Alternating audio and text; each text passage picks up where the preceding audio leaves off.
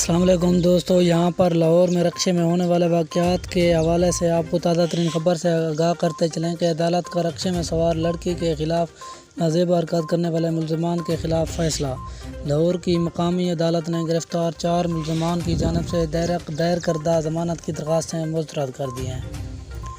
عدالت کا رکشے میں سوار لڑکی کے لیے نازیبا حرکات کرنے والے ملزمان کے خلاف فیصلہ۔ تفصیلات کے مطابق لاہور کے مقامی عدالت نے یوم آزادی کے موقع پر رکشے میں سوار لڑکی کے ساتھ نازیبا حرکات کرنے کے کیس میں گرفتار 4 ملزمان کی ضمانت کی درخواستیں خارج کر دی ہیں۔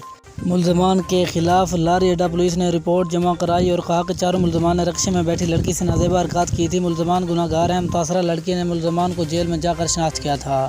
مقدمہ درج ہونے پر ملزمان کو پولیس نے گرفتار کیا تھا۔ ملزمان عبدالرحمان، عثمان، عاطف اور عرفان نے اپنے وکلاء کے ذریعے ضمانت کی درخواست دائر کی تھی، جس کو عدالت نے خارج کر دیا ہے۔